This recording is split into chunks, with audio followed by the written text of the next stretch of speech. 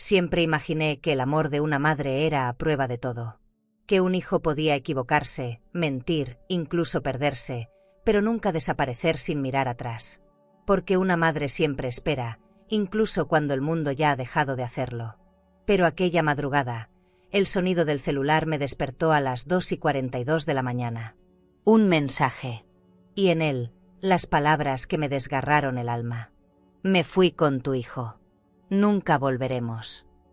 Una foto desde Ibiza. Mi hijo con una copa en la mano. Ella, Lucía, sonriendo, con el rímel corrido y la mirada de quien acaba de ganar una guerra. Esa guerra era yo. Y si crees que lloré, te equivocas. Solo sonreí. Pero no por valentía, sino por cansancio. Y en ese instante, sin saberlo, comencé el acto más inesperado de mi vida. Porque lo que hice después, y lo que ocurrió al día siguiente, cambiaría para siempre lo que crees sobre el amor, la familia y el perdón. Quédate conmigo hasta el final, porque esta historia da un giro completo. Y lo que vino después de aquel buena suerte, nadie podría haberlo imaginado. Pero antes, cuéntame aquí en los comentarios. ¿Desde qué ciudad o país nos estás escuchando? Quiero saber hasta dónde llega la voz de una madre traicionada, pero jamás vencida. Mi nombre es Rosa Jiménez, tengo 64 años, y he vivido toda mi vida en Cádiz, cosiendo vestidos y recuerdos en un pequeño piso frente al mar. Durante 3 décadas fui viuda, madre, amiga y refugio. Pero aquella noche, el refugio se volvió silencio. Y el silencio se convirtió en mi venganza más hermosa. Nunca pensé que una notificación pudiera romperme el alma. Eran las 2:42 de la mañana cuando el celular vibró sobre la mesita de noche. Lo tomé medio dormida, esperando leer un mamá, llegué bien. Pero la pantalla me devolvió una imagen que no olvidaré jamás. Adrián en una terraza con luces cálidas, copa en mano, vestido con una camisa de lino que yo le había regalado. A su lado, Lucía, mi nuera, con el cabello suelto, el rímel corrido y una sonrisa que no era de amor, era de conquista. Abajo, la frase que me borró el aire: me fui con tu hijo. Nunca volveremos. Me quedé sentada en la cama con el celular entre los dedos, intentando respirar despacio. El silencio del piso era tan denso que podía oír el tic-tac del reloj de pared. No hubo lágrimas, solo una especie de vacío que me subió desde el estómago hasta la garganta. Abrí las ventanas grandes para dejar entrar el aire salado de la madrugada, pero ni el viento del mar pudo calmar ese temblor. Pensé en llamar, en gritar, en suplicar, pero algo dentro de mí me detuvo. Fue la primera vez que elegí el silencio. Fui a la cocina y puse agua al fuego. Mientras el café hervía, miré los azulejos gastados y recordé cada discusión con Adrián desde que Lucía apareció en su vida. Siempre elegante, perfumada con notas dulces y un bolso de cuero colgando del brazo, me hacía sentir fuera de lugar en mi propia casa. Me juró que lo amaba, que lo cuidaría como yo lo había hecho. Yo quise creerle. Pero aquella foto lo confirmaba todo. El lujo la había seducido más que el amor. Serví el café en la taza de porcelana que perteneció a mi madre. Ese aroma fuerte me regresó a mí. Me senté frente a la mesa y abrí mi computadora. Entré a la página del banco sin saber exactamente por qué. Tal vez por instinto, tal vez por miedo. La pantalla tardó unos segundos en cargar y entonces lo vi. Movimientos recientes, compras en un hotel boutique de Marbella, reservas en un restaurante elegante de Sevilla, transferencias que no reconocía. Cada cifra era un golpe. Seguí revisando la cuenta conjunta.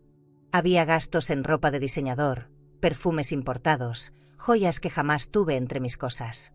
Sentí que la sangre se me subía al rostro, una mezcla de rabia y desilusión. ¿Cómo pudo usar mi dinero? ¿En qué momento firmé algo que le diera acceso? Tal vez cuando confié demasiado. Tal vez cuando el amor de madre me hizo bajar la guardia. Cerré la laptop y apoyé la frente sobre mis manos, intentando no quebrarme. Respiré hondo y miré alrededor. La casa parecía ajena, como si todo lo que habíamos construido hubiera cambiado de dueño. Las fotos en la repisa me observaban en silencio. Adrián en su graduación, con esa sonrisa limpia, antes de que ella lo transformara. Me levanté y caminé hasta el balcón. Afuera, el mar seguía ahí, indiferente a mi desgracia. Y yo, con la taza vacía en la mano, supe que nada volvería a ser igual. Entonces, algo dentro de mí se endureció. Fui hasta el escritorio donde guardaba los documentos de mis propiedades y los extendí sobre la mesa. La palabra firma me pesó en los ojos. Revisé papeles, recordé fechas, busqué respuestas. La certeza llegó como una bofetada, no me habían dejado, me habían vaciado. Decidí que no iba a quedarme esperando explicaciones. Tomé el teléfono y marqué al banco. Con voz firme pedí cancelar las tarjetas de crédito, bloquear accesos, revisar movimientos. El asesor me habló con ese tono amable que se usa con los viejos, pero mi tono lo hizo callar. Dije mi número de cuenta, di mi decisión y colgué. Después caminé al baño, me lavé la cara y me miré al espejo. Por primera vez en mucho tiempo, no me vi frágil. Me vi despierta. Cuando el amanecer empezó a pintar el cielo de un azul pálido, preparé otra taza de café y me senté junto a la ventana. El aire fresco entraba por las cortinas ligeras. En el fondo, escuché el ruido de una moto que se alejaba, el canto de una gaviota perdida. Guardé el celular en un cajón, cerré con llave y susurré, más para mí que para ellos. Buena suerte. No sabía entonces que esa frase sería el inicio de todo lo que vendría después. Pasé la mañana con una calma que no era calma, sino una especie de shock disfrazado de cordura. No desayuné, solo me serví otro café y dejé que el ruido de la cafetera llenara el silencio del piso. Cada sorbo me sabía distinto, como si el amargor del grano llevara el sabor de la traición. Encendí de nuevo la computadora, decidida a revisar cada detalle. La pantalla del banco me devolvía mi nombre completo, pero cada movimiento contaba otra historia. Vi reservas en un hotel boutique de Málaga, cenas en un restaurante elegante, compras en una tienda de ropa de diseñador. Todo pagado con mi cuenta. Con mi dinero. Con mi confianza. La rabia no llegó de golpe, fue apareciendo despacio, como una marea que se levanta sin hacer ruido. Abrí la carpeta donde guardaba mis estados de cuenta impresos. Me detuve en los sellos, en las fechas, en las transferencias. Había una hecha desde la cuenta conjunta hacia otra a nombre de Adrián y Lucía Boutique Experience. Me dolió leerlo, no solo por el engaño, sino porque ese nombre sonaba a algo que él soñó una vez, tener un negocio propio. Lucía le vendió la idea, y yo la financié sin saberlo. Me quedé mirando la cifra, enorme, imposible de recuperar, y pensé que a veces el amor se convierte en una deuda que nunca se salda. Fui al armario donde guardaba documentos viejos y encontré una carpeta azul, llena de recibos y cartas del banco. La abrí como quien abre una herida. Revisé una a una las hojas, buscando mi firma. Había algo extraño en la forma en que las letras se curvaban, como si alguien las hubiera copiado. Me temblaron las manos, pero no de miedo, sino de impotencia. Cerré los ojos y recordé la última vez que Adrián me abrazó, en la puerta de la casa. Me dijo, «Mamá, confía en mí». Y yo lo hice. No sabía que esa frase sería la llave con la que abriría mis cuentas. El sonido del reloj me sacó del recuerdo. Miré las paredes, la decoración sencilla, los muebles de madera que con tanto esfuerzo compré años atrás. Todo parecía observarme, como si el piso también supiera que había sido saqueado. Encendí una vela, no por fe, sino por costumbre. El olor a jazmín llenó la sala.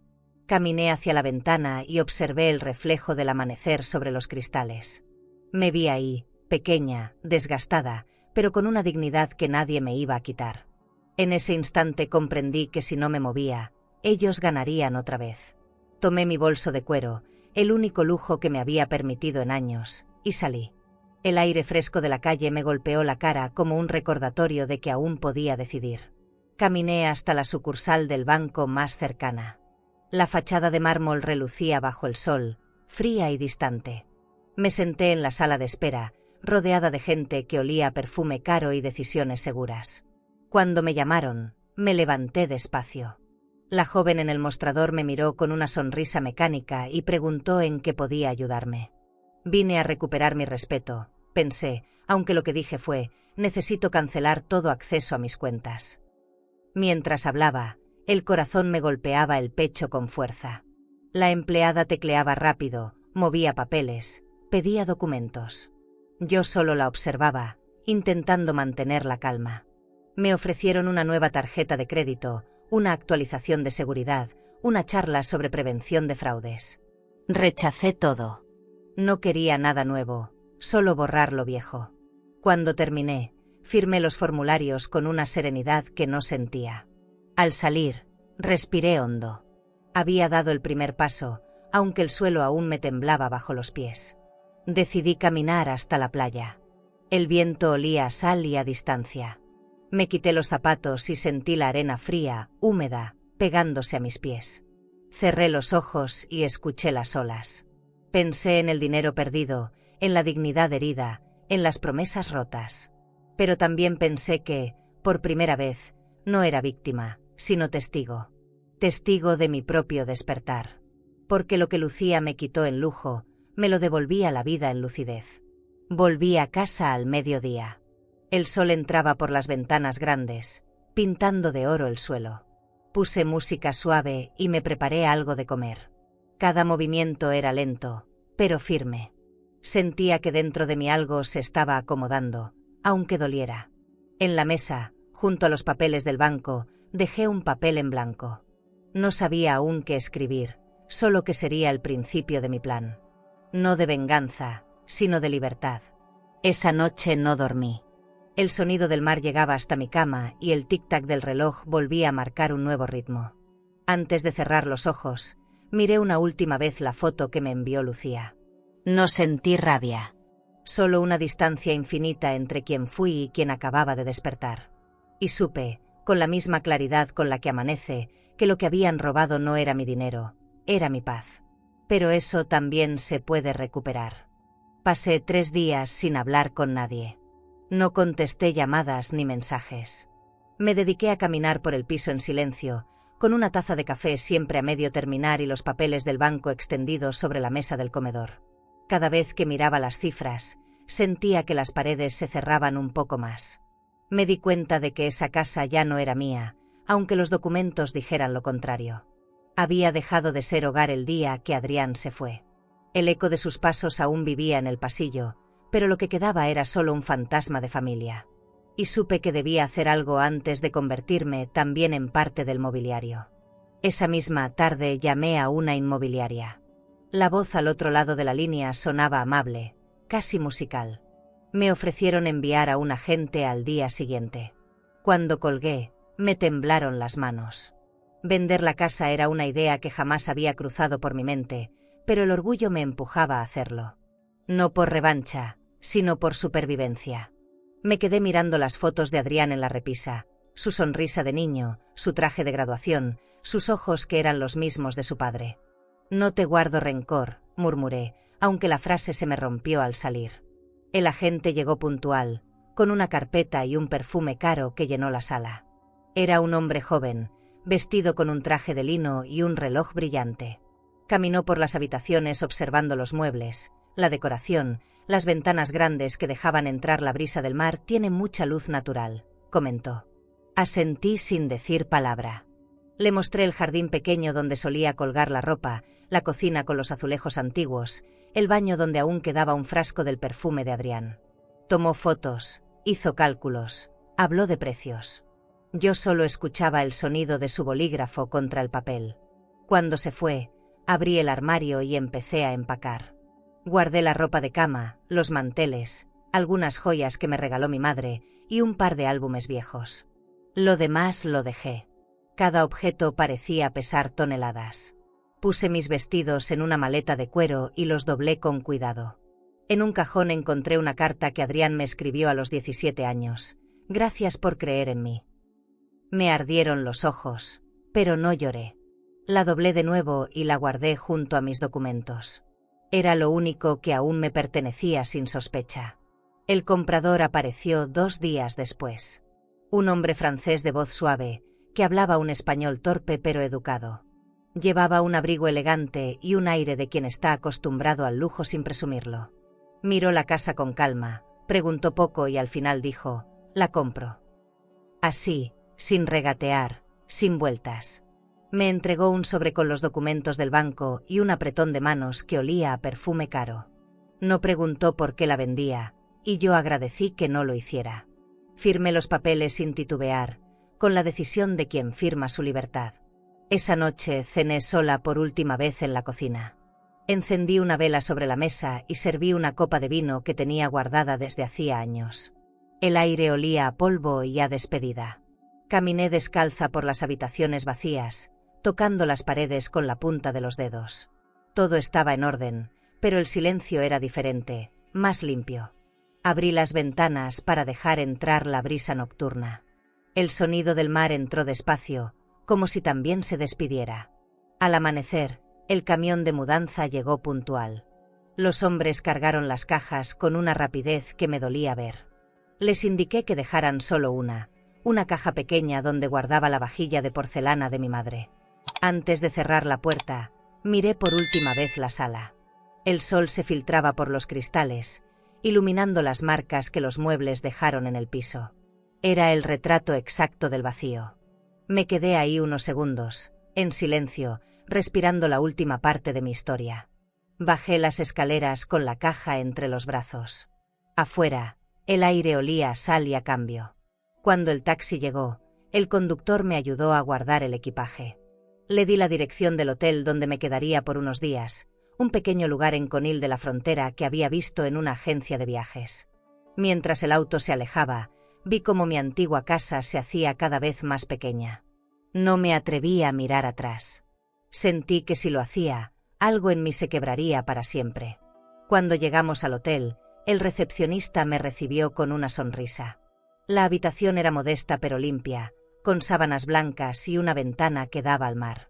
Dejé la maleta en el suelo, abrí las cortinas y respiré profundo. Por primera vez en mucho tiempo, sentí que podía empezar de cero. En el reflejo del espejo, noté algo nuevo en mi rostro. No era alegría, pero tampoco tristeza. Era calma. Y eso, después de todo lo perdido, ya era suficiente. El nuevo lugar tenía un olor distinto, una mezcla de madera húmeda y brisa marina que se colaba por las rendijas de las ventanas grandes. El dueño del chalet me recibió con una cortesía discreta, sin hacer preguntas. Me entregó las llaves y se fue. Al cerrar la puerta, me invadió un silencio espeso, como si la casa respirara sola. Dejé la maleta en el suelo y caminé por las habitaciones. Había una decoración sencilla, pero cuidada. Cortinas color crema, muebles de roble, un jardín pequeño con bugambilias encendidas bajo el sol. Todo parecía en su lugar, menos mi corazón. Esa noche, el sonido del mar me acompañó como una respiración ajena. Dormí poco. Soñé con Adrián de niño, corriendo por la playa, llenando mis manos de conchas. Desperté con lágrimas secas en el rostro y la sensación de haber perdido algo que nunca regresará. Fui a la cocina y preparé café. Al probarlo, noté que el sabor era diferente, más dulce, como si el agua de este pueblo costero tuviera otro ánimo. Me senté junto a la ventana y observé cómo la luz del amanecer caía sobre las bugambilias. Por primera vez, el paisaje me pareció ajeno y hermoso a la vez. Pasaron varios días antes de que alguien tocara a mi puerta. Era Elena, la vecina de al lado. Una mujer de cabello plateado y sonrisa fácil, vestida con un suéter color arena y un perfume de lavanda que llenó la sala al entrar.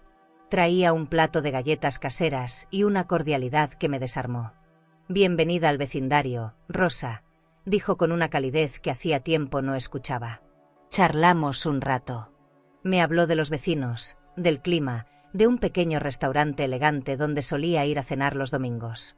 Yo escuché en silencio, agradecida por la distracción, pero aún con la mente lejos, atrapada entre recuerdos. Esa tarde salí a caminar por la playa. Las olas golpeaban con fuerza y el viento me revolvía el cabello. A lo lejos, un grupo de turistas tomaba fotos frente a un hotel boutique. Me sentí fuera de lugar, como si perteneciera a otro tiempo. Caminé descalza por la orilla hasta que el frío me obligó a regresar. Al volver, encontré una carta deslizada bajo la puerta. No tenía remitente, solo mi nombre, escrito con una caligrafía firme. La abrí con las manos temblorosas. Dentro, una sola frase: «Pensaste que podías desaparecer, pero aún queda lo nuestro». El corazón me dio un salto en el pecho. Reconocí la letra de inmediato. Adrián. Mi propio hijo escribiéndome con la voz de quien reclama una deuda. Me quedé parada, sintiendo cómo el miedo se mezclaba con una rabia silenciosa. Guardé la carta en un cajón, me serví una copa de vino y me senté en el sofá. La casa se volvió un espejo donde solo se reflejaba mi confusión. ¿Qué queda lo nuestro?, pensé.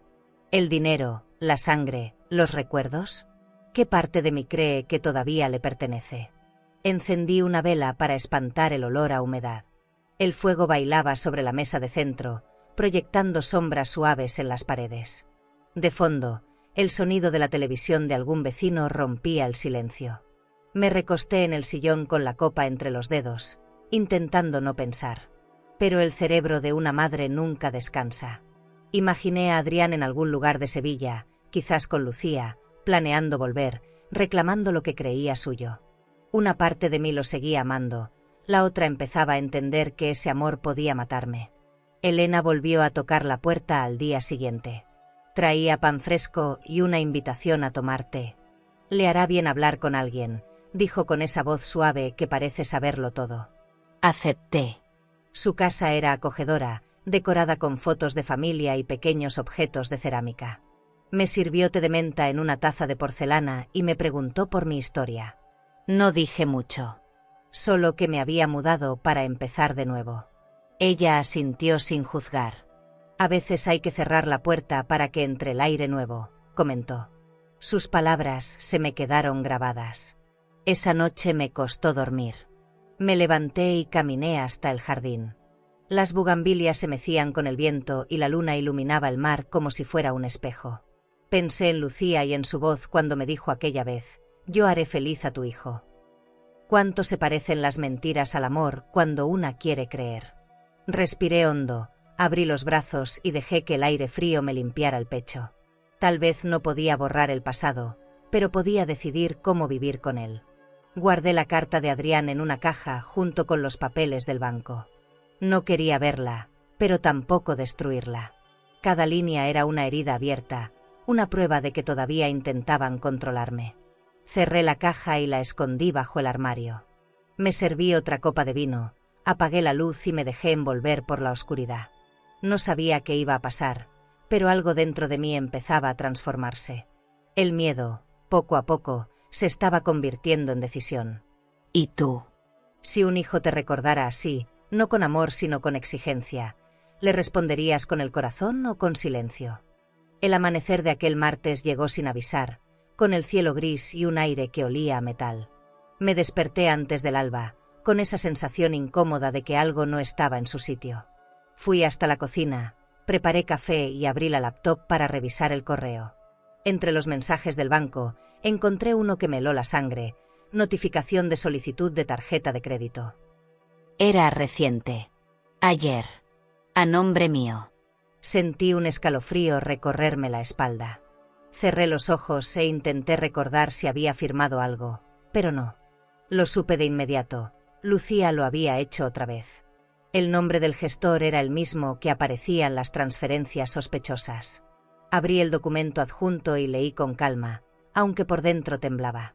Todo estaba en orden. Firma, dirección, número de cuenta. Demasiado perfecto. Esa precisión no era casualidad, era copia. Me quedé mirando mi propio nombre falsificado, cada letra trazada con una frialdad que dolía más que cualquier grito. Así que jugaste a ser yo, murmuré, sin poder decidir si me hervía más la rabia o la tristeza. A media mañana fui al banco. El gerente me recibió con una sonrisa profesional, de esas que no llegan a los ojos. El despacho olía a perfume caro y a papeles recién impresos. Sobre su escritorio de cristal había una carpeta color vino con mi nombre en letras doradas. Me pidió que tomara asiento. Mientras hablaba, yo observaba cada detalle: el reloj de pared, el brillo del piso, la discreta elegancia de su traje. Todo ese lujo parecía un disfraz para el engaño que me mostraba. Cuando mencionó el nombre de Lucía, el corazón me dio un vuelco. Ella se había presentado como mi apoderada legal.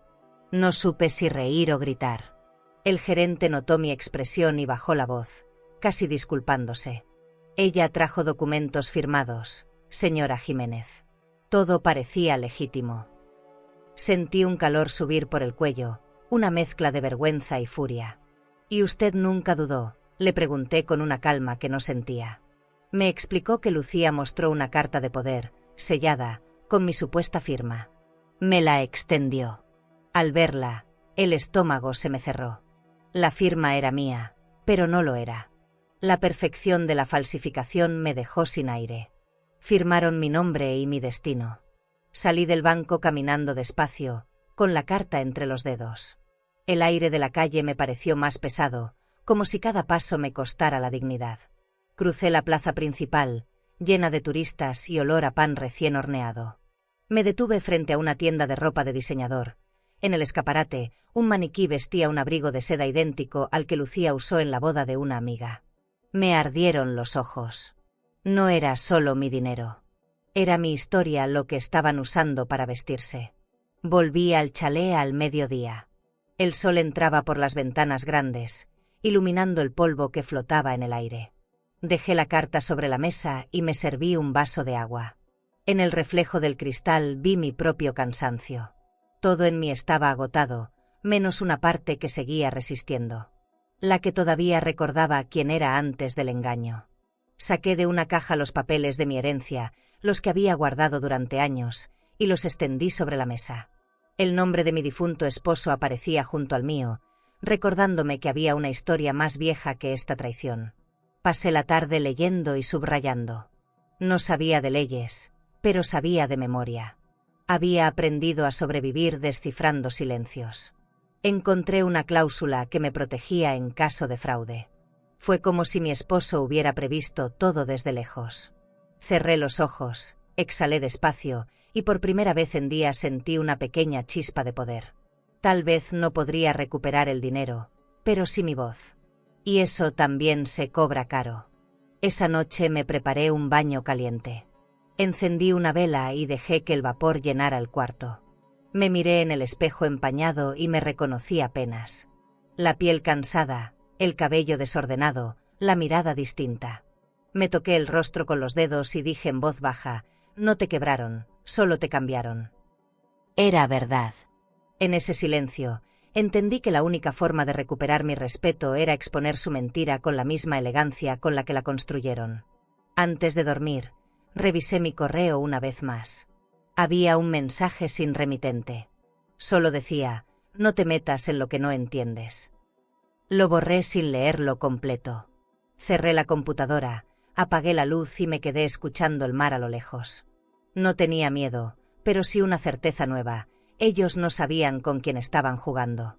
Y esa fue la primera noche, desde su partida, en la que no lloré. No por falta de dolor, sino porque el dolor ya se había convertido en decisión. Al día siguiente regresé al banco, decidida a enfrentar de una vez las sombras que seguían usando mi nombre. El edificio tenía una fachada de mármol blanco que reflejaba el sol como un espejo. Entré y el aire acondicionado me golpeó el rostro, helado, impersonal. Cada paso que daba sobre aquel piso brillante resonaba como una declaración. Antes de seguir, si esta historia tocó alguna parte sensible de tu alma, presiona suscribirse. Aquí compartimos relatos que sanan, que reconfortan y que nos recuerdan que no estamos solas. Acompáñanos en este camino de fuerza y verdad. En la fila, el murmullo de la gente se mezclaba con el sonido metálico de las impresoras y el aroma a perfume caro. Cuando me atendieron, pedí hablar con el gerente que había aprobado las transacciones. Esperé varios minutos, mirando mi reflejo en los ventanales de vidrio pulido. No me reconocía, y al mismo tiempo, me gustaba la mujer que veía. El gerente apareció. Era un hombre joven, de traje impecable y sonrisa estudiada. Se presentó como Elías. Me ofreció su mano con una cortesía medida, de esas que intentan ocultar nervios. Me condujo a su oficina, un espacio lleno de muebles modernos, una máquina de espresso reluciente y una pared decorada con diplomas enmarcados. El lujo silencioso del lugar me recordó por qué confié tanto en los papeles y tan poco en las personas. ¿En qué puedo ayudarla, señora Jiménez?, preguntó con voz amable. Le conté lo ocurrido, cada detalle, cada movimiento extraño en mi cuenta. Mientras hablaba, noté cómo su expresión cambiaba, de seguridad a incomodidad. Sacó una carpeta del cajón y comenzó a revisar. Aquí está la autorización, dijo al fin. La colocó frente a mí. Era la carta de poder que Lucía había presentado. En la parte inferior, mi firma falsificada. Me quedé mirando el documento, conteniendo la respiración. El silencio fue largo. Elías tragó saliva. Yo mismo validé esta firma, pero ahora, viéndola así, hay algo que no encaja. Su voz tembló apenas. Me pidió que esperara un momento y salió de la oficina. Me quedé sola, observando los reflejos del vidrio. Afuera, un hombre limpiaba los ventanales con movimientos circulares. Pensé que, de algún modo, todos en ese lugar estábamos limpiando manchas ajenas. Elías regresó con un sobre. Encontré esto en los archivos internos del banco. Lucía lo trajo personalmente hace unos meses. Tiene su firma y una copia de su identificación, pero algo está mal. Me entregó el sobre. Dentro había copias de documentos que nunca firmé. Una sensación fría me subió desde el estómago hasta la garganta. Levanté la vista y lo miré. ¿Sabe lo que esto significa?, pregunté. Él asintió, sin poder sostenerme la mirada. Significa que alguien aquí colaboró con ella, murmuré. El silencio se volvió pesado. Me puse de pie despacio, guardé el sobre en mi bolso de cuero y le di las gracias con un gesto. Él intentó detenerme. Déjeme ayudarla. No todos somos parte de eso. Sus ojos parecían sinceros, pero la desconfianza ya se me había instalado bajo la piel. Gracias, respondí, pero esto ya no es solo un asunto de dinero. Salí de la oficina y crucé el vestíbulo. Sentí las miradas curiosas del personal, como si intuyeran que algo no estaba bien. Afuera, el sol me cegó por un instante. El ruido de la ciudad volvió a golpearme con fuerza. En el camino de regreso al chalet, caminé sin rumbo. Cada paso me pesaba, pero no por cansancio físico, sino por la carga invisible de la decepción. Pensé en Adrián, en cómo se había dejado arrastrar por la ambición. ¿Era culpa suya o de ella? Tal vez de ambos. O tal vez mía, por no haber sabido decir no a tiempo. Pasé frente a una joyería, y en el escaparate brillaban unas perlas finas, dispuestas sobre terciopelo azul. Me quedé mirando esos destellos. Qué fácil es confundir brillo con valor, pensé. Al llegar a casa, dejé el bolso sobre la mesa y me serví un té. Afuera, el viento golpeaba las bugambilias y el olor del mar entraba por las ventanas. Abrí el sobre otra vez. Cada hoja era una prueba, pero también un recordatorio de mi ingenuidad. Tomé una hoja y la rompí con rabia. Luego me detuve. No quería borrar las pruebas. No esta vez. Las guardé en una carpeta y las escondí bajo el colchón. El miedo empezó a transformarse en estrategia. Si ellos habían jugado a las mentiras, yo aprendería a jugar al silencio. Cuando oscureció, el teléfono fijo sonó. Tardé en contestar. Era una voz desconocida, masculina, baja. Deje el asunto por la paz, señora. A veces es mejor no remover el pasado. Colgué sin responder. Me quedé mirando el aparato, como si aún pudiera salir humo de él. Sentí un escalofrío, pero no de miedo. Era furia contenida. La furia de quien por fin se da cuenta de que la subestimaron demasiado tiempo. Esa noche dormí con las luces encendidas. Afuera, las olas golpeaban con fuerza, y cada golpe me recordaba que seguir callando era otra forma de rendirse. Me arropé, cerré los ojos y juré que, pasara lo que pasara, no permitiría que siguieran usando mi nombre. Porque una madre puede perdonar, sí, pero no siempre olvida. Siempre hay una primera vez para la decepción, aunque una no lo sepa en ese momento. La mía fue una noche de verano en Córdoba, durante el cumpleaños número 30 de Adrián. Había reservado un restaurante elegante, de esos donde los camareros caminan despacio y el vino se sirve con palabras suaves. Yo quería que todo fuera perfecto, como un homenaje a los años en que lo vi crecer. Recuerdo el brillo de los candelabros, el mantel de lino, el aroma del pan recién horneado. Y entonces, ella apareció. Lucía, con un vestido de seda color marfil y una sonrisa que parecía ensayada frente al espejo. Desde el primer momento, sentí que aquella mujer traía un tipo de belleza que no abría puertas, sino que las cerraba desde dentro. Cuando Adrián la presentó, mi corazón se aceleró sin motivo. Mamá, ella es Lucía. Su voz sonaba orgullosa, como si estuviera mostrándome un trofeo.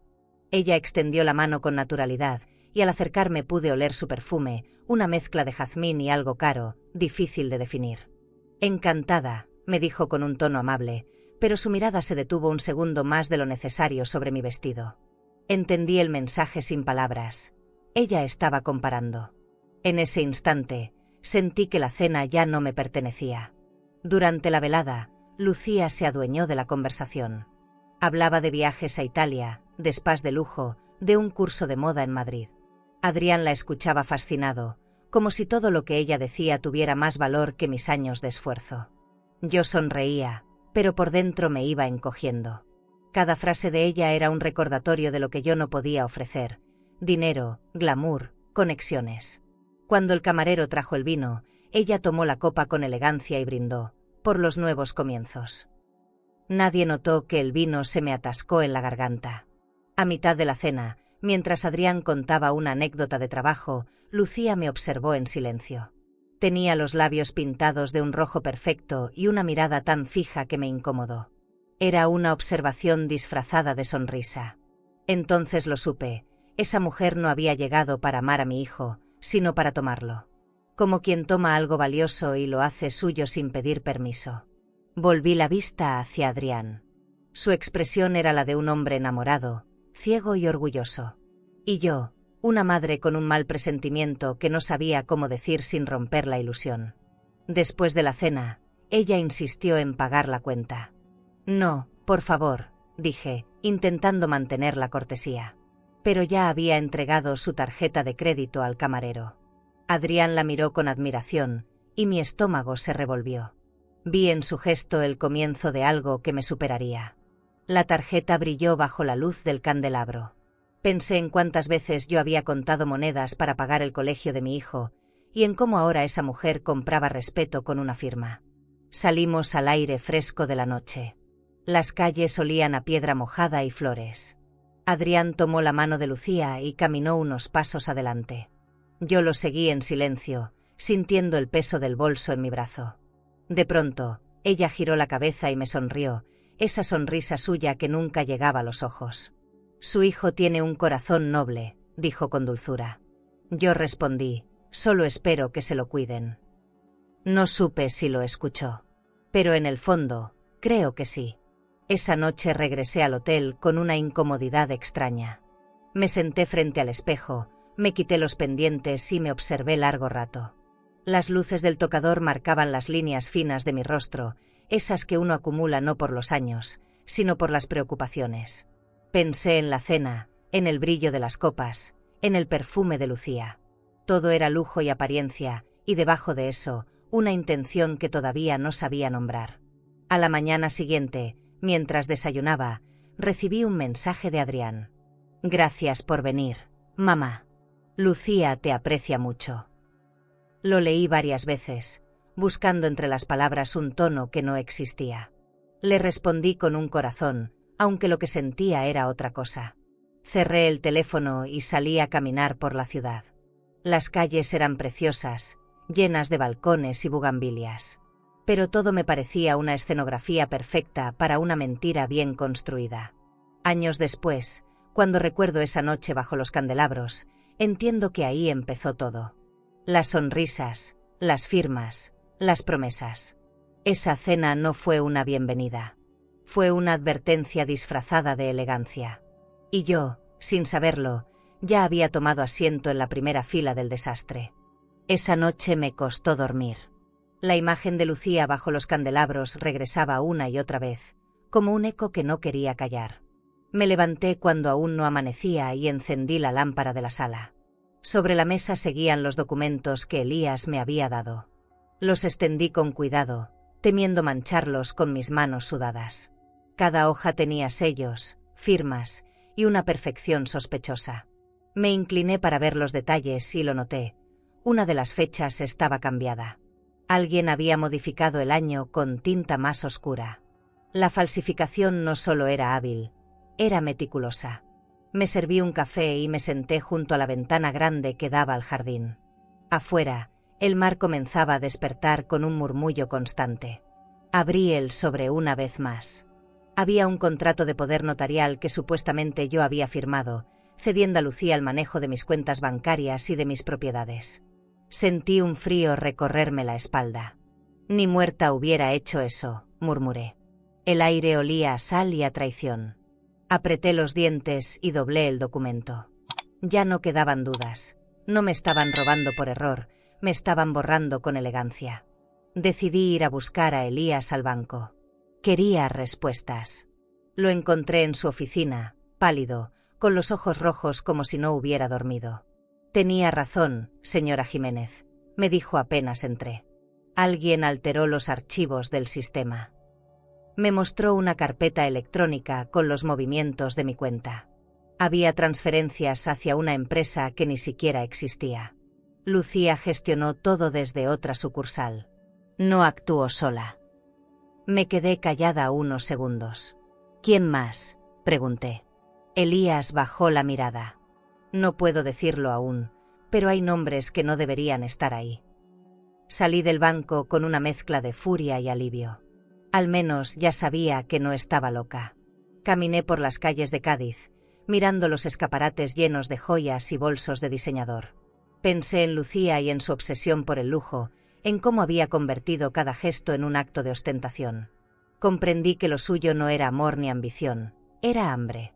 Un hambre que no se saciaba con dinero, sino con control. Esa clase de hambre que termina devorando todo lo que toca. Al llegar al chalet, Elena me esperaba en la puerta. «Te estaba buscando», me dijo con una sonrisa amable. Me invitó a pasar. En su cocina olía a pan recién hecho. Mientras me servía té, le conté lo ocurrido, sin muchos detalles.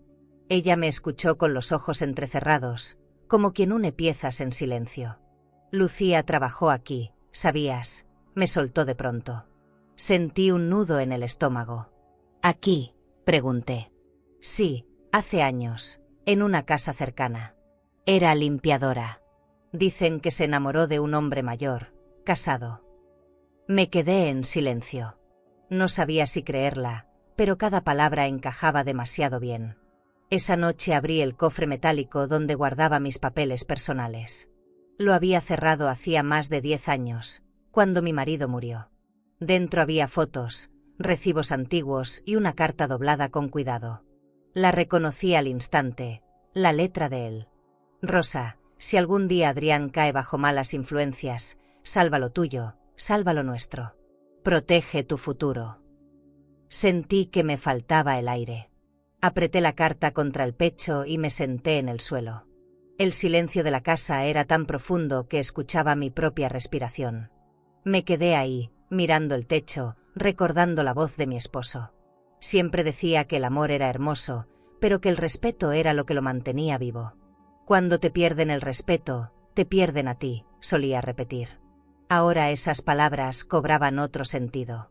Me limpié las lágrimas con la manga y me levanté. Caminé hasta el escritorio y puse la carta junto a los documentos falsificados. Era mi prueba, mi escudo, mi memoria. Todo lo que había callado ahora empezaba a tener un propósito. Apagué las luces y dejé solo la lámpara del pasillo encendida. No podía dormir, pero ya no me importaba. El miedo había cambiado de forma.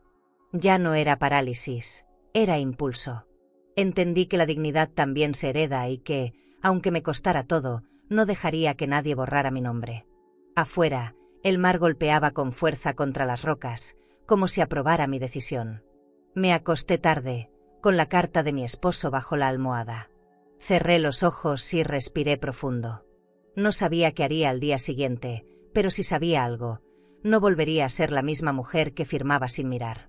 Esta vez, sería yo quien escribiría las condiciones. ¿Y tú? Si descubrieras que alguien usó tu nombre para robarte lo que más amabas, ¿buscarías justicia o venganza? Fui al despacho de la abogada una mañana nublada, cuando el aire olía a polvo y a cambio. Caminé por el centro de Cádiz con los documentos bajo el brazo, sintiendo que cada paso me acercaba a un territorio desconocido. El edificio estaba en una esquina de piedra vieja, con balcones de hierro y ventanas altas. Al entrar, me envolvió un aroma a café y papel nuevo. La recepcionista me ofreció asiento, y mientras esperaba, observé los cuadros de paisajes colgados en la pared. Todo era silencioso, como si ahí adentro el tiempo tuviera reglas propias. Cuando por fin escuché mi nombre, respiré hondo antes de entrar. La abogada se llamaba Nuria Serrano. Una mujer de unos 40 años, de voz firme y mirada que no pedía permiso. Su oficina era un espacio elegante, con muebles de madera oscura, una lámpara de cristal y un escritorio lleno de carpetas. Tenía esa mezcla de autoridad y calma que solo da la experiencia. Me invitó a sentarme, tomó los documentos que llevaba y empezó a revisarlos sin decir palabra. El sonido del papel al pasar era el único ruido en la habitación. Cuando levantó la vista, supe que había encontrado algo. «Esto no es una simple estafa», dijo con tono serio. «Es una usurpación de identidad completa». Sus palabras me cayeron como un balde de agua fría. Me explicó que Lucía había presentado documentos falsos en varias instituciones, incluso en el registro de propiedades. Había intentado poner una de mis casas a su nombre. No lo logró, añadió, pero estuvo cerca. Me mostró un vídeo de seguridad donde se veía a Lucía entrando al banco junto a un hombre. No era Adrián. Era otro, alguien que no reconocí. «Parece un abogado», comentó Nuria. Me quedé mirando la pantalla, el corazón apretado. Ver su rostro, su forma de moverse, me dolía más que cualquier palabra. Cuando terminó, la abogada me miró directo a los ojos. «Podemos iniciar un proceso legal, pero debe saber que implicará también a su hijo». Me quedé callada. Sentí como el aire se volvía espeso. Las paredes parecían acercarse. Pensé en Adrián, en su risa de niño, en sus promesas. «¿Está preparada para verlo en un expediente judicial?», me preguntó Nuria con franqueza. No respondí de inmediato. Me tomó unos segundos entender que lo que dolía no era la idea del juicio, sino la certeza de que ya lo había perdido mucho antes. Le pedí unos minutos para pensar. Me levanté y caminé hacia la ventana. Afuera, la ciudad seguía su curso. La gente cruzaba la calle, un vendedor de flores gritaba sus precios, un niño corría detrás de una pelota. La vida seguía, mientras la mía parecía haberse detenido en un punto exacto. «No quiero destruir a mi hijo», dije en voz baja. «Pero tampoco quiero desaparecer por él». Nuria asintió. «Entonces hagamos lo justo, no lo cruel». Su manera de decirlo me dio paz. Por primera vez, sentí que alguien entendía el tipo de dolor que no se grita, el que se firma con temblor. Salí del despacho con una mezcla de miedo y alivio. En la calle, el sol ya había vencido a las nubes. Caminé sin rumbo, con los papeles apretados contra el pecho. Entré a un café pequeño y pedí un té. La taza de porcelana tenía una grieta diminuta, casi invisible, y pensé en cuántas veces uno sigue sirviendo amor en cosas que ya están rotas. Me quedé mirando por la ventana, observando cómo la gente se movía sin saber nada de mi historia. En ese momento, entendí que el orgullo también puede doler, pero es necesario. Al volver al chalet, Elena me esperaba con un plato de sopa caliente. «Te ves cansada», dijo mientras servía. No quise mentirle. Le conté todo, incluso lo del vídeo. Me tomó la mano y la apretó con fuerza. «Entonces ya sabes lo que tienes que hacer», murmuró. Sus palabras no eran un consejo, eran una orden amorosa. Le sonreí con gratitud. Hay momentos en que una necesita que alguien le recuerde que aún tiene derecho a defenderse. Esa noche no encendí la televisión ni la radio. Dejé que el silencio llenara la casa. Puse los documentos sobre la mesa del comedor, junto con la carta de mi esposo. Encendí una vela y observé cómo la cera caía lentamente. Pensé en todo lo que había pasado, en cómo una firma podía destruir años de confianza. Pero también pensé en cómo una decisión podía empezar a reconstruirlos. Me prometí que, sin importar el costo, esa firma sería la mía. Antes de dormir, abrí la ventana del cuarto. El viento traía el sonido del mar y el olor de la noche. Me senté en la cama, cerré los ojos y recordé las palabras de Nuria: lo justo, no lo cruel. Repetí la frase en silencio hasta quedarme dormida. Tal vez la justicia no cure, pero al menos devuelve el aire. Y esa noche, por fin, respiré un poco mejor. Esa mañana amanecí con el cuerpo pesado, como si los sueños me hubieran dejado marcas invisibles.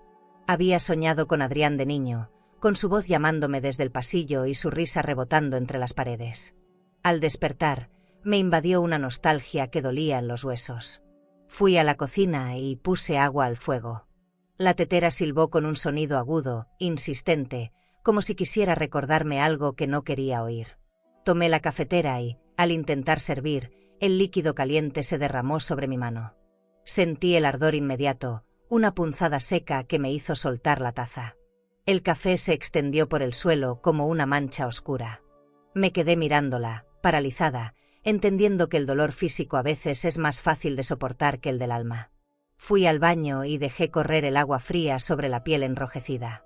El espejo empañado me devolvió un rostro que no reconocía del todo. Tenía los ojos hinchados, el cabello enredado, la expresión cansada. ¿Cuándo me convertí en esto?, pensé. No en una víctima, sino en una sombra de lo que fui. Me vendé la mano con una gasa y regresé a la sala. El aroma del café seguía flotando, mezclado con el olor a madera vieja. Abrí las ventanas grandes para que entrara el aire. El mar rugía a lo lejos. A veces el sonido del agua me calmaba, otras me recordaba todo lo que ya no podía detener. Decidí salir a caminar para despejarme. El sol brillaba con una calma engañosa. En el paseo marítimo, los turistas se reían, las parejas se tomaban fotos y los vendedores ambulantes ofrecían sombreros. Yo los miraba desde lejos, sintiéndome parte del paisaje y al mismo tiempo, completamente ajena. Entré al Café Miramar, un sitio pequeño pero acogedor, con mesas de mármol y lámparas colgantes. Pedí un té con miel. Cuando el camarero se fue, alguien se sentó frente a mí. Era Elías. Llevaba una chaqueta beige y una expresión de disculpa que hablaba antes que él. «Necesitaba verte», dijo en voz baja. No supe si debía enojarme o agradecerle. «No deberías estar aquí», respondí. Él asintió. «Lo sé. Pero encontré algo más». Sacó un sobre de su bolso y lo puso sobre la mesa. Sentí que el corazón me latía en las sienes. Lo abrí despacio. Dentro había copias de mensajes, transferencias y un documento firmado por un empleado del banco que confirmaba las operaciones fraudulentas. «No era solo Lucía», dijo. «Yo también participé. No sabía hasta dónde llegaría, pero ahora necesito que lo sepas». Las palabras me cayeron pesadas, una tras otra, como piedras cayendo en agua. Lo miré fijamente, sin poder decidir si me daba más pena que rabia. «¿Y por qué me lo dices ahora?», pregunté. Él bajó la mirada. «Porque quiero arreglarlo. Y porque ella también me usó». Su voz temblaba. Me quedé callada. Tomé un sorbo del té, intentando mantener la calma. Lo observé unos segundos más y, aunque quería odiarlo, algo en su honestidad quebrada me impidió hacerlo. Tal vez porque reconocí en él lo mismo que había en mí, culpa. El silencio entre nosotros se volvió largo. Afuera, el sol empezaba a caer sobre el mar, pintando la costa de naranja. Elías me contó que Lucía había manipulado a varios empleados del banco con promesas vacías. Sabía exactamente qué decir, cómo mirar, cómo sonreír, murmuró. Yo lo escuchaba, sin interrumpir. Cada palabra era una confirmación de lo que ya intuía. Lucía no solo había robado mi dinero, había corrompido todo lo que tocó. Y Adrián simplemente la siguió. Cuando se fue, me quedé un rato mirando la mesa vacía. El vaso aún tenía el rastro de su mano. Me sentía cansada, pero no derrotada. Pagué la cuenta y caminé hacia la playa. El aire olía a sal y pan recién horneado. Me quité los zapatos y hundí los pies en la arena fría. Sentí el ardor en la mano vendada, pero no le di importancia. El dolor, en ese momento, era lo único que me recordaba que seguía viva. De vuelta en casa, encendí una lámpara y saqué los documentos del sobre. Los organicé en una carpeta. Ya no me temblaban las manos. En la esquina de una hoja había una firma de Lucía, escrita con su trazo perfecto, orgulloso. La observé largo rato antes de doblarla. «No hay mentira eterna», susurré. Y esa frase, tan simple, me devolvió algo que creía perdido, la fe en mi propia voz.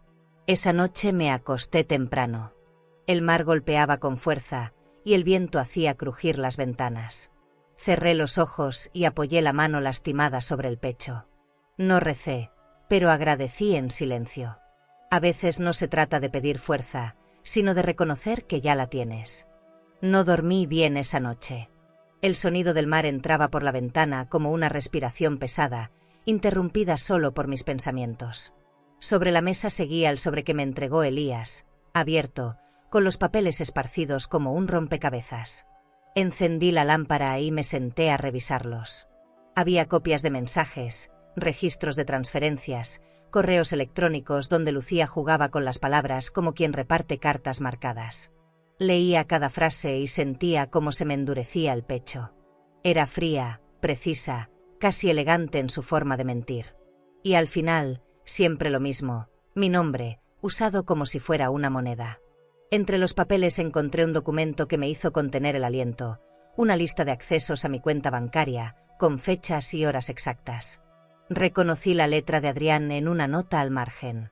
Era su puño y letra, sin duda. Decía: ya está hecho. Mamá no sospecha nada. Me quedé mirando esas palabras hasta que se me nubló la vista. La rabia y la tristeza se mezclaban en una sola sensación, un cansancio que pesaba en el alma. No lloré. Solo apreté los dientes y doblé el papel con cuidado, como si romperlo fuera traicionar lo que quedaba de mí. Fui a la cocina y puse agua para té. Mientras servía, pensé en lo fácil que es amar cuando una no ha visto la cara del engaño. Tomé la taza entre las manos y me miré en el reflejo del cristal. Me vi distinta, con una serenidad que no era calma, sino aceptación. Entendí que a veces el amor también puede ser ciego por elección. Que una madre, cuando no quiere ver, inventa razones, excusas, recuerdos. Y ahora, frente a la evidencia, ya no quedaba nada de eso. Solo la verdad, desnuda y cruel, mirándome de frente. Pasé la mañana leyendo todo lo que Elías me había entregado. Los mensajes entre él y Lucía eran como una novela de mentiras. Ella le prometía una vida juntos, viajes, un futuro sin límites. Hablaba de amor mientras organizaba transferencias, manipulaba empleados y creaba cuentas falsas. Me dolía imaginar a mi hijo creyendo en esa mujer con la misma devoción que alguna vez me tuvo a mí. Cada palabra era una puñalada sutil, disfrazada de ternura. Eres mi vida, le escribía ella a Elías, al mismo tiempo que vaciaba mis cuentas. Al mediodía llamé a Nuria, la abogada. Le conté todo. Me pidió que llevara los documentos a su oficina. Al llegar, me ofreció un café y empezó a revisar uno por uno los papeles. Su rostro cambió varias veces. Sorpresa, indignación, respeto. Esto cambia todo, dijo. Ahora no solo tenemos fraude, tenemos cómplices. Sentí que por fin una parte de la verdad encontraba voz. Me explicó que prepararían una demanda formal. Pero debe estar lista para todo, advirtió. Lucía no se rendirá fácil. Yo asentí. No espero que se rinda. Espero que se rebele. Esa tarde regresé caminando despacio. El cielo se había cubierto de nubes oscuras y el viento traía olor a tormenta. En el camino, pasé frente a una tienda de antigüedades. En el escaparate, una caja de madera tallada llamó mi atención. Entré sin pensarlo. El dueño me dijo que era una caja para cartas, del siglo pasado. La compré. Tal vez era absurdo, pero sentí que necesitaba un lugar digno para guardar las pruebas. Al llegar a casa, coloqué dentro cada documento, cada mensaje, cada pedazo de mi historia maltratada. Cerré la tapa y respiré profundo. Por la noche, mientras el viento golpeaba las ventanas, abrí una botella de vino. Serví una copa y me senté frente a la caja de madera. Cartas marcadas, murmuré. Así las llamé. Porque eso eran, piezas de un juego en el que yo nunca supe las reglas. Me quedé mirando el fuego de la vela, que se movía como si también respirara conmigo. En ese momento entendí que el dolor no desaparece, pero se acomoda. Aprende a convivir contigo y de alguna manera te vuelve más fuerte. Cerré los ojos y pensé en Adrián. No como el hombre que me traicionó, sino como el niño que alguna vez me abrazaba sin pedir nada. A veces me pregunto en qué momento exacto se pierde la inocencia. Tal vez no hay un día, sino una suma de silencios, de decisiones que parecen pequeñas. Y cuando una se da cuenta, ya es demasiado tarde. Pero aún así, quería creer que algo de ese niño seguía vivo en algún rincón de su alma. Antes de dormir, me prometí que no dejaría que la rabia me definiera. Porque cuando el odio entra, termina robándote lo que el amor no pudo quitarte, la paz. Apagué la vela y me acosté. El mar rugía como un testigo cansado, y yo me dejé llevar por su sonido. Tal vez mañana el viento traería respuestas, o tal vez solo más preguntas. Pero al menos, ahora sabía que no estaba sola en el juego. El amanecer de ese jueves no tuvo color. Todo parecía cubierto por una neblina espesa, incluso dentro de mí. Estaba en la cocina preparando té cuando escuché golpes en la puerta. Al abrir, me encontré con 2 guardias civiles, sus rostros serios, sus uniformes empapados por la llovizna. «¿La señora Rosa Jiménez?», preguntó uno de ellos. Asentí, con el corazón en la garganta. Su hijo ha sido detenido. Sentí que el suelo se me movía bajo los pies. Tardé en entender las palabras. Me explicaron que Adrián y Lucía habían intentado entrar en el piso que yo vendí en Cádiz, diciendo que aún les pertenecía. El nuevo dueño los había denunciado. «Hay más cargos, señora. Fraude, falsificación». Me quedé helada, sin poder pronunciar una palabra. Les pedí unos minutos y cerré la puerta. Caminé hasta el sofá y me senté. El reloj marcaba las 7:20, pero el tiempo se había detenido. En mi cabeza solo resonaba una pregunta: ¿cómo llegamos hasta aquí? Recordé la primera vez que le compré zapatos, la emoción de su primer día de escuela, las noches en que lo veía dormir después de una fiebre. Todo eso se mezclaba con la imagen del hombre esposado que ahora existía solo en la voz de los guardias. No lloré. No todavía. El cuerpo reacciona distinto cuando el alma ya se ha roto antes. Fui al baño, me lavé el rostro y me miré al espejo. La mujer que me devolvía la mirada tenía dignidad, aunque el mundo insistiera en quitársela. Me puse un abrigo, tomé mi bolso de cuero y salí. La lluvia golpeaba la calle con fuerza. Cada paso hacia la comisaría era una conversación conmigo misma. No corras, no temas, no te quiebres. Cuando llegué, un oficial joven me pidió que esperara.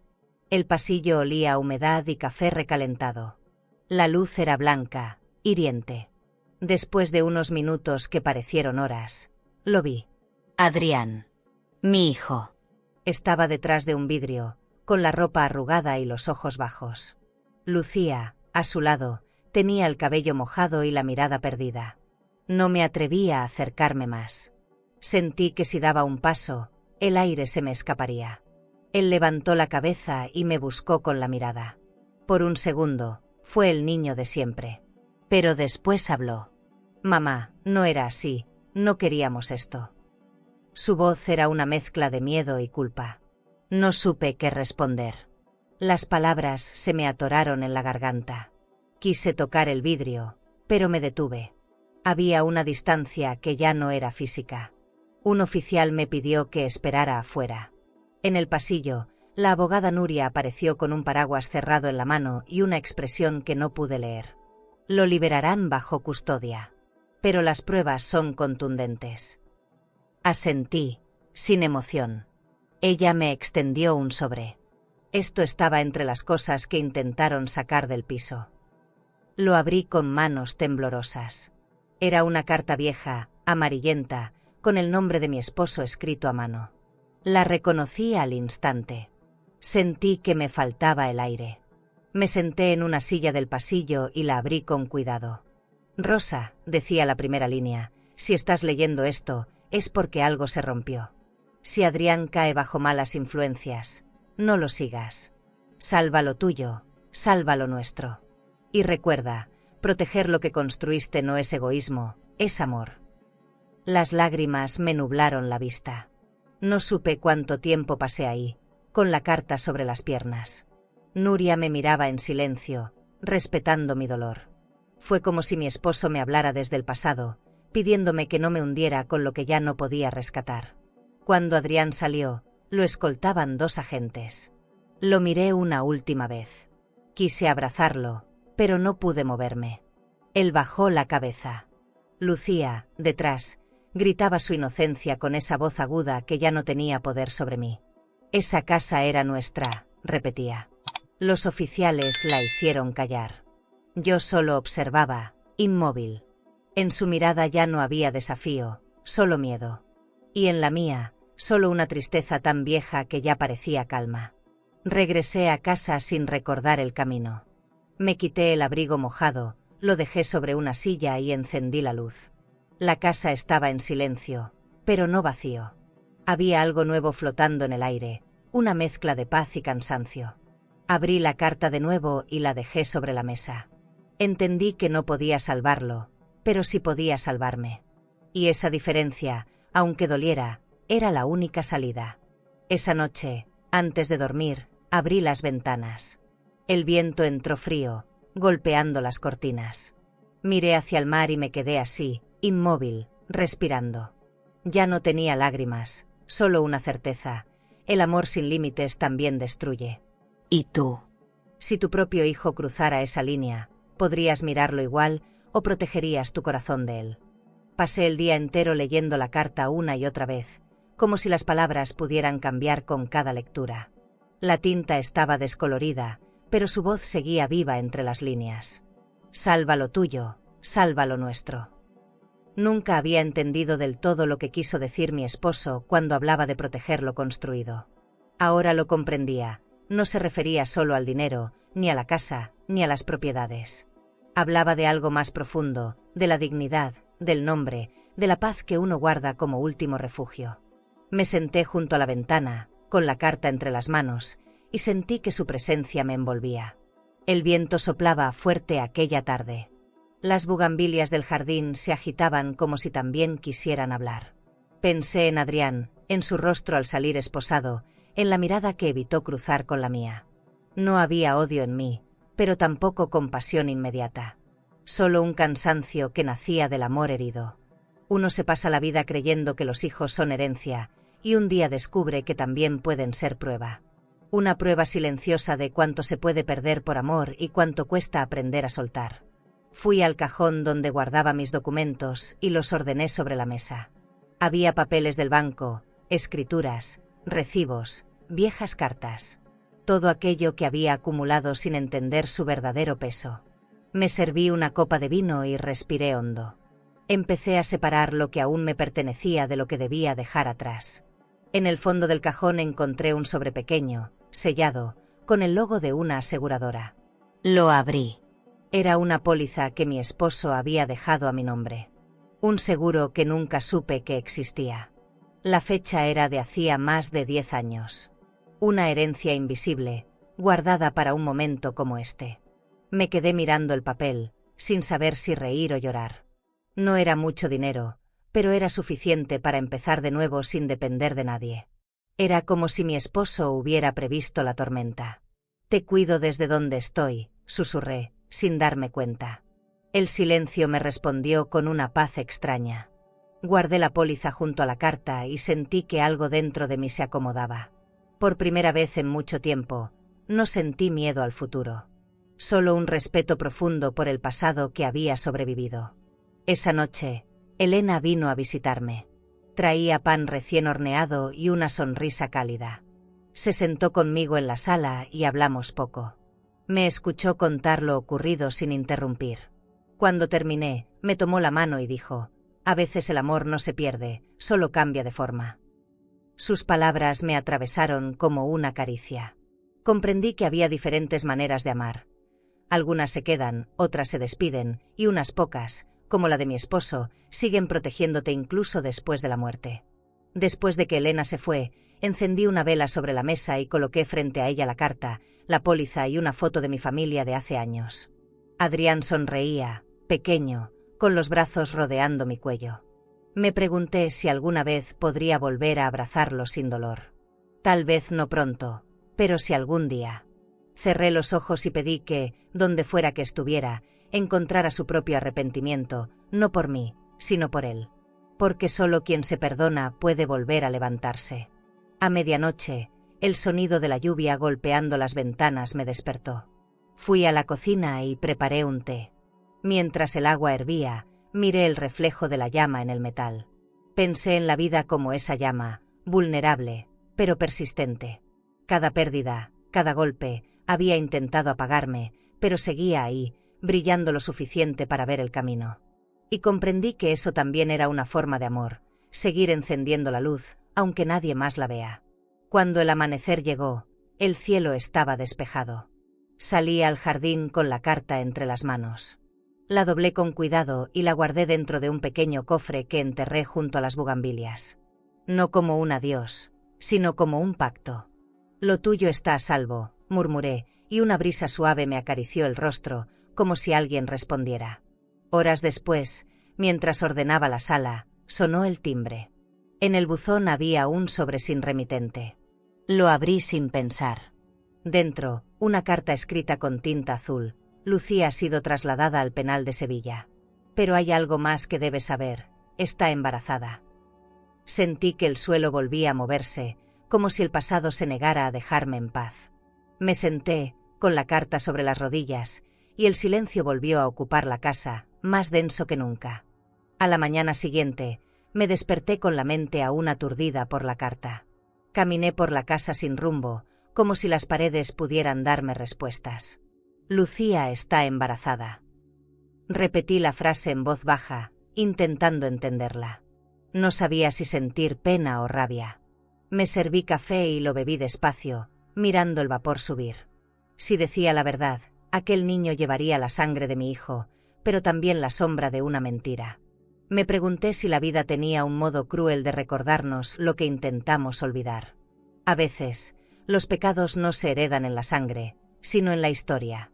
El timbre sonó a media mañana. Era un mensajero con una caja pequeña envuelta en papel dorado. Firmé sin preguntar y la abrí sobre la mesa. Dentro había un estuche de terciopelo. Lo abrí con cuidado, temiendo lo que ya intuía. Un anillo de diamantes brilló bajo la luz, con una tarjeta adjunta, retiro pendiente, pago a nombre de Rosa Jiménez. Sentí un vacío en el estómago. Revisé el sello de la joyería, Madrid. Recordé las transferencias, las tarjetas falsas, las firmas imitadas. Habían usado mi nombre no solo para robarme, sino para comprar promesas. Decidí viajar hasta Madrid al día siguiente. No por el anillo, sino por las respuestas. Tomé el tren temprano, con la mente fija en cada kilómetro. Al llegar, la ciudad me recibió con su bullicio elegante. Autos, vitrinas, perfumes costosos, cafés llenos de gente apurada. Caminé hasta la dirección de la joyería, una tienda de lujo con vitrinas iluminadas y puertas de cristal. El guardia me abrió con una cortesía automática. Adentro, el aire olía a vainilla y metal pulido. Me acerqué al mostrador y expliqué quién era. La empleada, una mujer de mediana edad, me miró con sorpresa. «Recuerdo a esa pareja», dijo. «Vinieron hace unos meses». Él estaba nervioso. Ella mandaba. Su descripción me heló. «¿Están seguros de que pagaron con mi nombre?», pregunté. La mujer asintió. Mostraron su identificación y firmaron aquí. Me mostró una copia. La firma era perfecta, pero no era mía. Podría ver las cámaras de seguridad de ese día, pedí, esperando un milagro. Ella vaciló, pero accedió tras unos minutos. En la pantalla, los vi. Adrián y Lucía. Él llevaba un saco gris, ella un vestido rojo. Lucía sonreía, girando el anillo entre los dedos como si fuera un trofeo. Adrián la observaba, sonriendo también. Pero lo que me destruyó no fue verla a ella. Fue verlo a él. Sonreía. Salí de la joyería con las piernas temblorosas. La calle me pareció un ruido constante, una corriente que me empujaba. Caminé sin rumbo, con el estuche aún en las manos. No podía tirar el anillo. Era la prueba física de todo lo que me habían arrebatado, la forma más brillante del engaño. Me senté en una banca frente a una fuente y lo observé. Pensé en cómo el lujo puede esconder la miseria más grande, en cómo algo tan hermoso puede estar hecho de lo más sucio. Lo cerré y lo guardé en el bolso, como quien guarda una cicatriz. Regresé a Cádiz esa misma tarde. El tren avanzaba rápido, pero mi mente se quedó atrás. Miré por la ventana los paisajes borrosos, el reflejo de mi rostro superpuesto con las luces del túnel. Recordé las palabras de mi esposo: protege lo tuyo. Quizás no hablaba de objetos, sino de memoria. De no permitir que el amor se convierta en culpa. Afuera, el cielo se oscurecía. Dentro de mí, algo se iba aclarando. Al llegar al chalet, encendí la lámpara del comedor. Coloqué el anillo sobre la mesa, junto a la carta de Lucía y el sobre de la joyería. Los 3 objetos parecían contar una historia que ya no me pertenecía. Me serví una copa de vino y me quedé mirando el brillo del diamante. No era hermoso, era insolente. Un símbolo del poder de quienes creen que pueden comprarlo todo, incluso el perdón. Sonreí con amargura. Esto nunca fue mío, murmuré. Y ahora menos. Fui hasta el jardín y cavé un pequeño hueco junto a las bugambilias. Metí el anillo envuelto en un pañuelo y lo cubrí con tierra. Que se oxide con sus mentiras, dije en voz baja.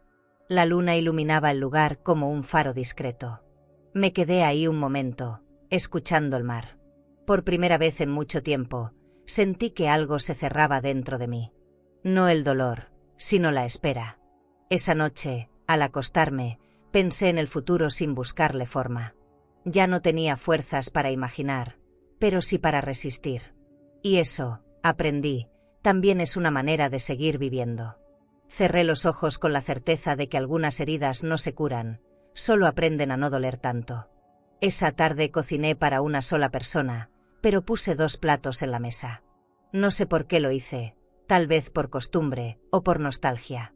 Preparé una sopa sencilla, el olor llenó la casa y me trajo recuerdos de otros tiempos. Mientras revolvía la olla, me di cuenta de que el silencio no pesaba tanto como antes. Era distinto, más amable. Tal vez el dolor, cuando deja de gritar, aprende a sentarse contigo. Serví la cena y encendí una vela. El fuego pequeño iluminó los retratos que aún colgaban en la pared. Adrián sonreía en uno de ellos, apenas un niño. Lo miré con ternura y tristeza. No te guardo rencor, hijo, pero ya no te espero. Mientras cenaba, pensé en el anillo enterrado bajo las bugambilias. Imaginé la tierra cubriéndolo, el brillo apagándose poco a poco. Era una imagen extrañamente reconfortante. Como si, al dejarlo ahí, hubiera enterrado una parte de la culpa. Terminé de comer y llevé los platos al fregadero. Cuando me di la vuelta, mi brazo golpeó una copa de cristal que cayó al suelo y se rompió en 1000 pedazos. Me quedé inmóvil unos segundos, mirando los fragmentos brillar sobre las baldosas. No sentí rabia. Solo respiré hondo, tomé un trapo y me arrodillé para recoger los cacos uno por uno. El sonido del vidrio al chocar contra el cubo fue casi hipnótico. Cada trozo reflejaba un pedazo distinto de mi vida, la mujer que amó, la madre que perdió, la viuda que sobrevivió. No sabía cuál de todas seguía dentro de mí. Cuando terminé, me quedé sentada en el suelo, respirando despacio. Mis manos temblaban, pero no de miedo. Era otra cosa. Era como si al recoger esos pedazos estuviera juntando lo poco que quedaba de mí. Y, de algún modo, eso me dio fuerza. Al levantarme, sonó el timbre. No esperaba a nadie. Me limpié las manos con el delantal y abrí la puerta con cautela. Era Elías. Llevaba flores en la mano y una expresión que no supe leer. «Perdona que venga sin avisar», dijo, «pero necesitaba verte». Me hizo un nudo en la garganta. Su presencia traía consigo algo que no había sentido en mucho tiempo. «Calma. Pasa», le dije, y lo invité a entrar. Colocó las flores en un florero y se sentó frente a mí. El silencio entre los dos era denso, pero no incómodo. Me contó que había renunciado al banco. No podía seguir ahí después de todo, explicó. Lo miré y vi cansancio en su rostro, pero también honestidad. No vine a hablar del pasado, continuó. Vine a preguntarte algo. Sus palabras me tensaron. No sabía qué esperar. ¿Qué harás ahora, Rosa?, preguntó con suavidad. Me tomó por sorpresa. Nadie me lo había preguntado antes. Sonreí con un poco de tristeza. No lo sé, respondí. Pero al menos ya no tengo miedo de averiguarlo. Elías asintió. Luego bajó la mirada, como si buscara coraje en el suelo. ¿Y si te invito a empezar otra vida, lejos de ellos, conmigo? El silencio que siguió fue tan largo que pude escuchar el mar rompiendo a lo lejos. No supe qué decir. Me temblaron las manos. Nadie me había hablado así desde que mi esposo murió. Me sentí vieja y viva al mismo tiempo. Lo miré a los ojos. Había ternura, no lástima. Y esa diferencia lo cambió todo. No respondí de inmediato. Me levanté y abrí la ventana.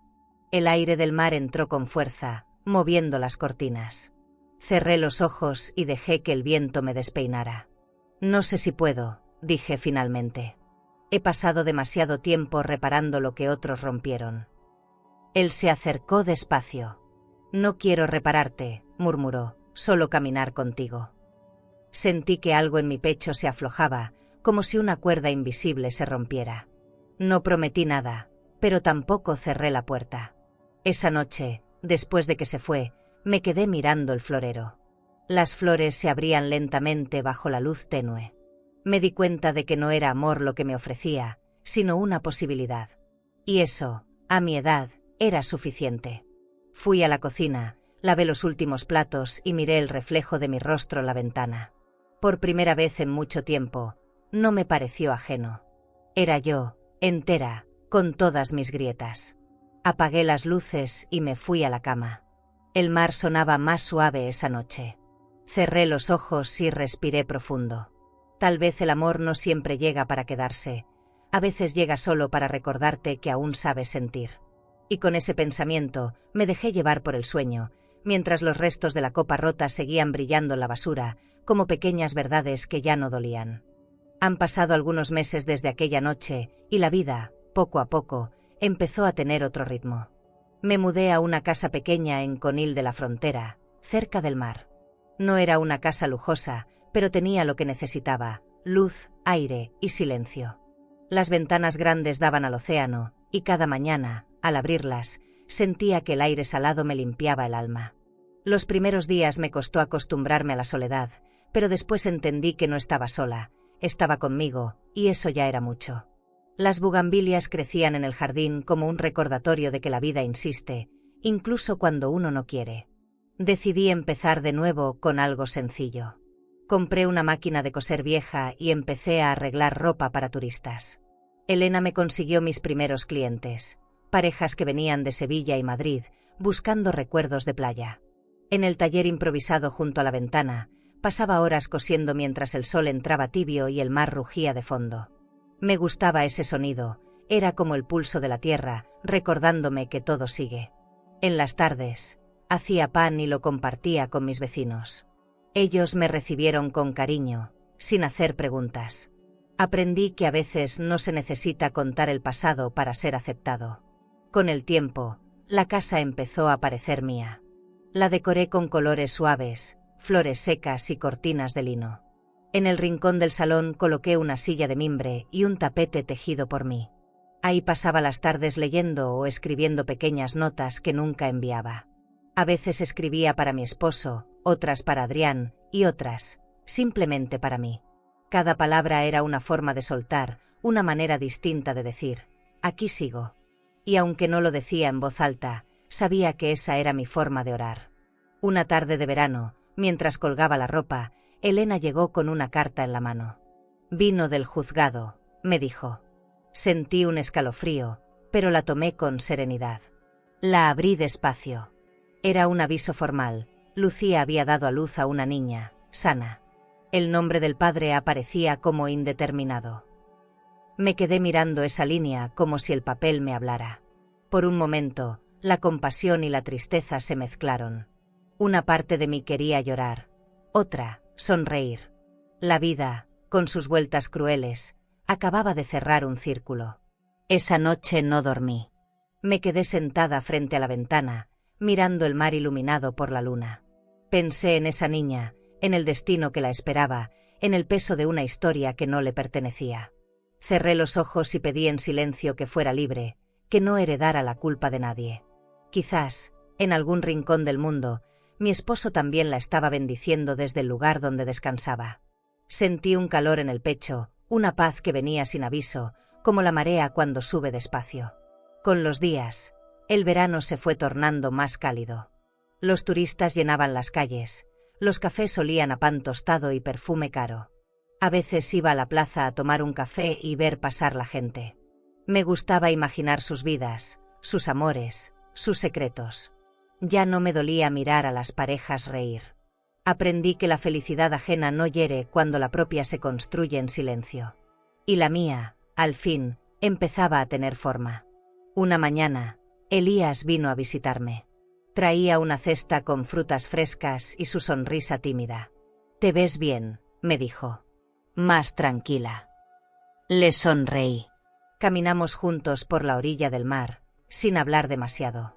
No había promesas ni expectativas, solo dos personas compartiendo un pedazo de calma. Cuando el sol comenzó a caer, nos sentamos en la arena. Él tomó mi mano, y yo no la solté. No por necesidad, sino por elección. Al volver a casa, abrí las ventanas y dejé que el aire nocturno entrara. En la mesa, la carta del juzgado seguía abierta. La doblé con cuidado y la guardé en una caja, junto a la carta de mi esposo. Me miré en el espejo del pasillo. Ya no había miedo en mis ojos. Solo gratitud. Entendí que, aunque mi historia estaba marcada por el dolor, también estaba tejida con resistencia. Y eso, a mi manera, era una victoria. Esa noche, antes de apagar las luces, me asomé una última vez por las ventanas de Conil. El mar brillaba bajo la luna, sereno, inmenso, eterno. «Gracias», susurré. No supe si le hablaba al mar, a la vida o a mí misma. Pero esa palabra bastó. Porque, por primera vez en muchos años, no deseé nada. Tenía todo lo que necesitaba: silencio, aire y la certeza de que, incluso después de perderlo todo, una puede volver a empezar. El día amaneció con un cielo tan claro que parecía una despedida. Me levanté temprano, preparé café y lo tomé frente a la ventana. Afuera, las gaviotas volaban sobre el mar como si no existiera el pasado. Sabía que esa jornada marcaría un final. Había decidido cerrar todos los vínculos legales que aún me unían a Adrián. No por odio, sino por necesidad. A veces, la libertad se conquista en silencio, con una firma que duele más que 1000 palabras. Me vestí con un traje beige sencillo y un perfume suave. Antes de salir, acaricié las bugambilias del jardín y murmuré: «Hasta aquí llegamos». El notario me esperaba en su despacho del centro, un edificio antiguo con pisos de mármol y lámparas de cristal. El sonido de mis tacones resonaba en el pasillo, firme, sin titubeos.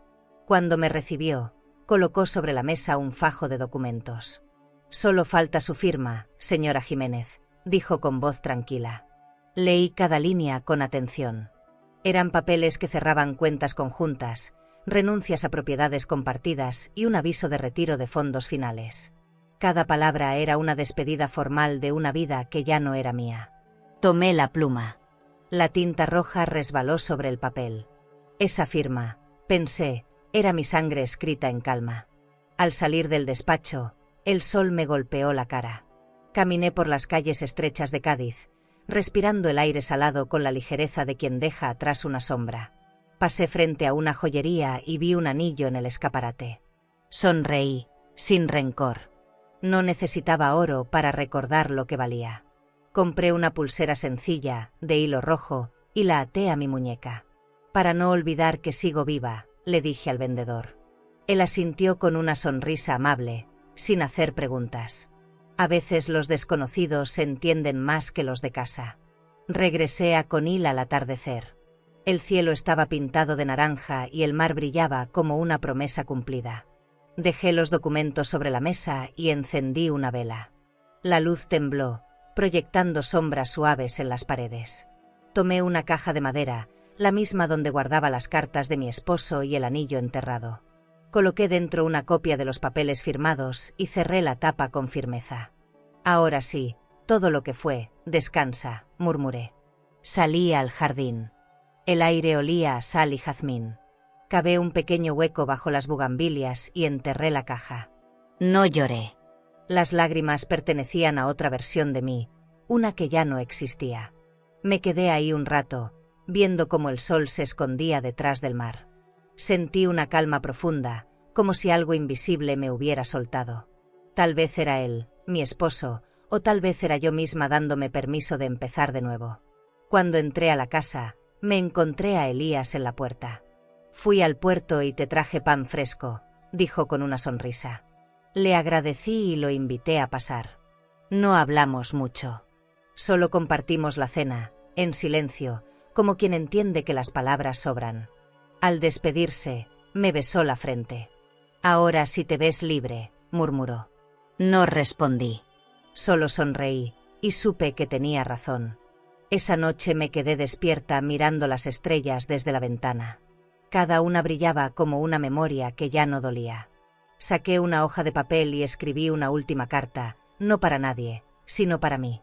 «Querida Rosa», comencé, «te tomó toda una vida entenderlo, pero al fin lo lograste. Amar no siempre es retener, a veces es soltar sin miedo». Doblé la carta y la guardé en el cajón. No necesitaba más testigos. A medianoche, caminé hasta la orilla del mar. Llevaba puesto el collar de perlas falsas que Lucía me había regalado el día que la conocí. Lo sostuve entre los dedos, sentí su frialdad y lo arrojé al agua. Las olas lo arrastraron sin resistencia. «Que el mar lo purifique», susurré. El viento me revolvió el cabello, y por un instante sentí que todo se alineaba, el silencio, el aire, mi respiración. Me quedé de pie frente al horizonte. El cielo se fundía con el mar en una línea infinita. Pensé en mi hijo, en Lucía, en el amor y sus ruinas. «Ellos huyeron con mi hijo», dije despacio, «pero la que escapó fui yo». Cerré los ojos y sonreí. No de tristeza, sino de libertad. Por primera vez en muchos años, respiré sin miedo. Y el mar, en su vaivén constante, me respondió con un murmullo que sonó a vida. Si alguna vez te han roto por dentro, si confiaste demasiado y te pagaron con silencio o traición, quiero que escuches esto desde mi voz, o tal vez desde la tuya, si te reconoces en mis pasos. No hay edad para empezar de nuevo. No hay dolor tan profundo que no pueda transformarse en dignidad. Tal vez perdiste personas, hogares, promesas, pero no perdiste tu esencia. Tú sigues aquí. Eres más fuerte de lo que fuiste cuando todo comenzó. No te avergüences de tu historia, porque incluso las cicatrices tienen brillo bajo la luz correcta. No necesitas demostrarle a nadie que vales. El simple hecho de seguir de pie, de abrir la ventana cada mañana, ya es un acto de valor inmenso. Y si hoy te sientes traicionada, olvidada o cansada, recuérdalo, no estás sola. Todas las mujeres que sobrevivimos al desamor formamos una misma orilla. Cada lágrima que creíste desperdiciada regó una raíz nueva dentro de ti. Tu dignidad no se firma en un papel, se firma con cada decisión que tomas para cuidarte. Y cuando aprendes a estar bien contigo, el mundo, poco a poco, vuelve a girar a tu favor. Así que si alguna vez te arrebataron la paz, ve y recupérala con la cabeza en alto. No para que te vean, sino para que te reconozcas. Porque tú, igual que yo, mereces cerrar tu historia en paz. Y eso, querida, también es libertad. Si esta historia tocó tu corazón, suscríbete al canal para seguir acompañándonos en relatos de vida, amor y fortaleza. Porque siempre hay una nueva página esperando por ti. ¿Crees que esta historia fue fuerte? Entonces espera a escuchar lo que vivió una mujer cuando, movida por la duda, entró en secreto a la casa de su nuera, y al mirar por la ventana, vio algo que cambió su vida para siempre. No gritó, no corrió, pero lo que decidió hacer después sacudió a toda su familia. Te dejaré este vídeo en la pantalla final para que lo veas ahora mismo. Haz clic y descubre la historia completa de En secreto fui a la casa de mi nuera. Porque su final es tan inesperado, que aún después de verlo, seguirás pensando en él.